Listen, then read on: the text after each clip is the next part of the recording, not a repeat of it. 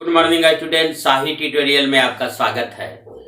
तो मैं आज आपके लिए इम्पोर्टेंट वीडियो लाया हूँ थर्मोडायनेमिक्स के बारे में, ऊष्मागतिकी के बारे में। तो इसे आप जो है से ध्यान से सुनेंगे कि थर्मोडायनेमिक्स यानी ऊष्मागतिकी क्या है। तो देखिए, जीरोथ लॉ ऑफ थर्मोडायनेमिक्स यानी ऊष्मागतिकी का शून्यवा नियम, इसके बारे में जो है से मैं बताने जा रहा हूँ। इसे आप समझेंगे। मान लिया कि ए बी सी तीन वस्तु है और ये जो है से बी तथा सी दोनों के साथ तापीय संतुलन में है, थर्मल इक्विलिब्रियम में है। तो बी और सी भी खुद थर्मल इक्विलिब्रियम यानी तापीय संतुलन में होता है। यह ऊष्मागतिकी का शून्यवा नियम है। इससे क्वेश्चन पूछा जाता है कि ऊष्मागतिकी के शून्यवा नियम से किसकी परिभाषा मिलती है। पहला आपको दे देगा ऊष्मा और दूसरा दे देगा ताप। तो इसका जो है से किसकी परिभाषा मिलेगी? तो ताप की परिभाषा मिलेगी। अब देखिए, ऊष्मागतिकी के प्रथम नियम के बारे में जो है से हम बताने जा रहे हैं, फर्स्ट लॉ ऑफ थर्मोडायनेमिक्स। जब किसी गैस को ऊष्मा दिया जाता है तो यह दो भागों में खर्च होती है। फर्स्ट क्या है? तो फर्स्ट आपका है कि गैस के ताप को बढ़ाने में, और सेकंड है कि गैस द्वारा कुछ कार्य करने में या गैस के आयतन को बढ़ाने में। When heat is supplied to a gas, it is divided in two parts. First क्या है? To increase the temperature of the gas, और दूसरा क्या है? To work done by the gas, या कह सकते हैं कि to increase the volume of the gas. तो इस तरह से अगर एच हीट सप्लाई किया जाए तो इसको इक्वेशन के रूप में ऐसे लिख देते हैं कि एच बराबर यू प्लस डब्ल्यू, यानी एच हो गया आपका हीट सप्लाइड, यू का मतलब हो गया कि उसमें किसमें खर्च होगा, तो to increase the temperature of the gas यानी गैस के ताप को बढ़ाने में, और डब्ल्यू का मतलब हो गया कि गैस द्वारा कुछ वर्क करने में यानी गैस के आयतन को बढ़ाने में। तो एच बराबर यू प्लस डब्ल्यू हो गया। यह किसका इक्वेशन हो गया? तो फर्स्ट लॉ ऑफ थर्मोडायनेमिक्स का इक्वेशन हो गया। अब आइए सेकंड लॉ ऑफ थर्मोडायनेमिक्स। हाँ, तो इससे जो है से एक चीज इंपॉर्टेंट क्वेश्चन जो है से पूछा गया है, जो इंपॉर्टेंट आपका हो जाता है कि फर्स्ट लॉ ऑफ थर्मोडायनेमिक्स किस सिद्धांत का पालन करता है। तो देखिए, यह क्या है? It obeys the law of conservation of energy. यह ऊर्जा संरक्षण के सिद्धांत का पालन करता है, यानी जो हीट सप्लाई किया गया वह दो भाग में खर्च हो गया। तो आप समझिए कि हीट, इसका मतलब है कि बर्बाद नहीं हुआ।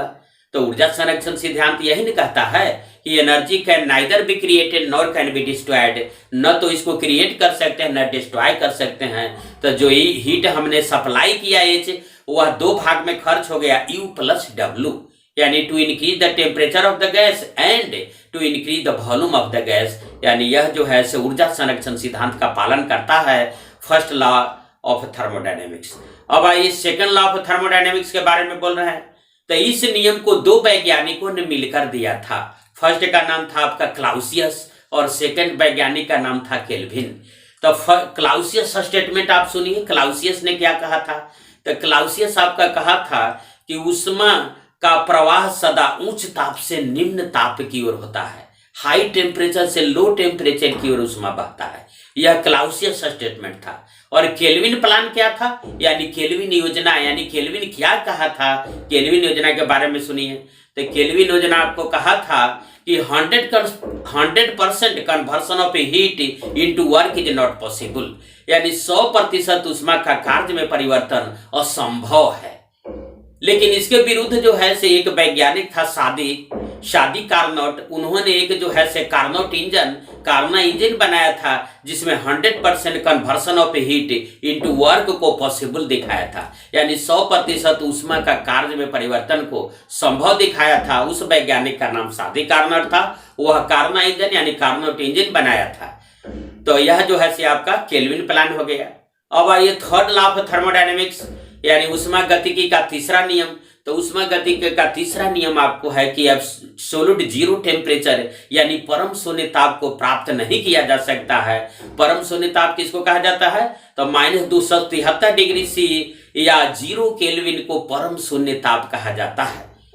तो आपको थर्ड लॉ ऑफ थर्मोडायनेमिक्स कहता है, ऊष्मागतिकी का तीसरा नियम, कि परम शून्य तापक्रम को प्राप्त नहीं किया जा सकता है। इस तापक्रम को प्राप्त करने के पहले ही गैसें अपनी अवस्था बदल लेती है। तो यह आपको जो है से थर्ड लॉ ऑफ थर्मोडायनेमिक्स हो गया। तो यह जो है से ऊष्मा गतिकी का तीसरा नियम है, तो इसमें परम शून्य ताप के बारे में है। परम शून्य ताप के बारे में जो है से थोड़ा सा और जानिए। -273 डिग्री सी या 0 केल्विन को परम शून्य तापक्रम कहा जाता है।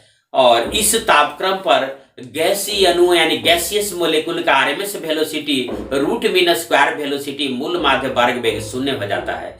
यानी जिस ताप पर गैसीय अणुओं का आरएमएस वेलोसिटी शून्य हो जाता है उस ताप को परम शून्य ताप एब्सोल्यूट जीरो टेम्परेचर कहा जाता है। और इसका मान जो है से -273 डिग्री सेंटीग्रेड या एक्यूरेट में बोला जाता है -273.15 डिग्री सेंटीग्रेड या 0 केल्विन। तो इस ताप पर गैसियस मोलेकुल का आरएमएस वेलोसिटी यानी रूट मीन स्क्वायर वेलोसिटी जो है से शून्य हो जाता है।